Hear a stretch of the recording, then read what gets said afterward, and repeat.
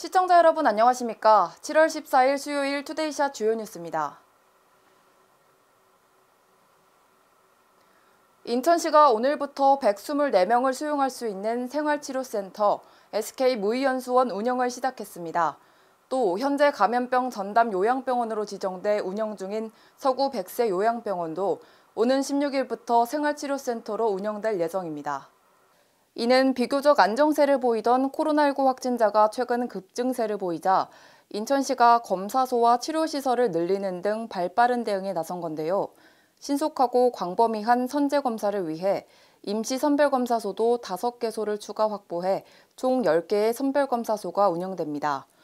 현재 인천시는 지난 13일 하루 동안 78명이 확진되는 등 1월 초 이후 가장 많은 확진자가 발생하고 있고 생활치료센터 가동률도 지난 12일 기준 84.3%에 이르고 있습니다. 전국 최초로 채용 면접과 신규 공무원 임용식을 언택트로 실시한 바 있는 안산시가 지난해에 이어 올해도 공직자 채용을 비대면 방식으로 진행합니다. 오늘부터 3일 동안 진행되는 면접 기간 동안 응시자 190명은 안산 와스타디움 한 공간에서 시간차를 두고 모인 뒤 한 명씩 화상회의 프로그램을 통해 개별적으로 면접을 보게 됩니다. 면접관 역시 4개 조로 나뉘어 각각 별도의 공간에서 화상 면접을 진행함에 따라 면접관과 응시자 모두 완전한 비대면 방식으로 만나게 됩니다.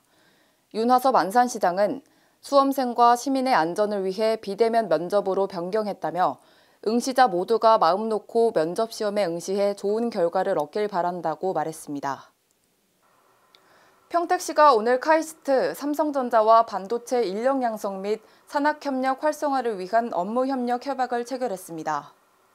협약에 따라 카이스트는 반도체 전문기술 인력 양성을 위한 카이스트 삼성전자 반도체 계약학과를 내년 대전 본원에 신설하고 평택 브레인시티에 카이스트 반도체 연구센터를 설립해 반도체 계약학과의 학사과정을 연계해 운영하게 됩니다.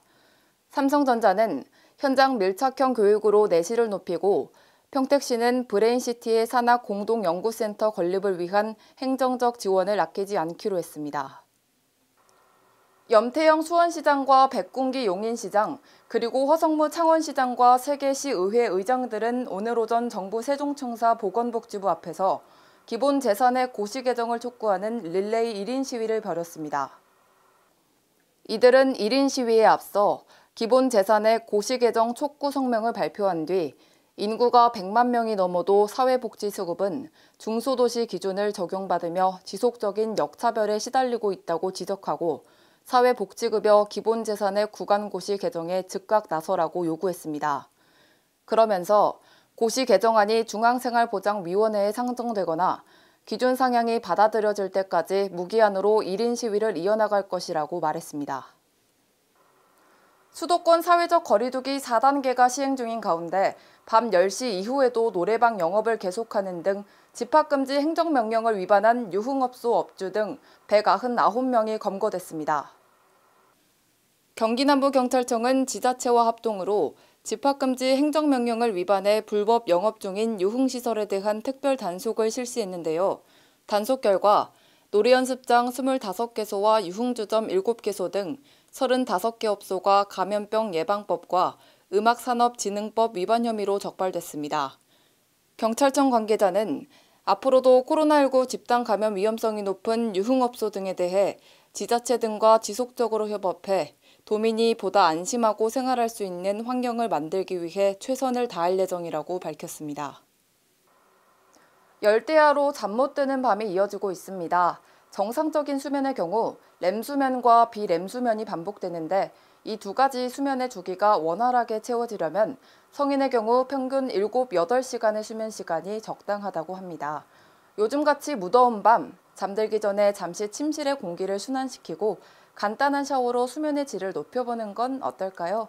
오늘 소식 여기서 마칩니다. 시청해주신 여러분 고맙습니다.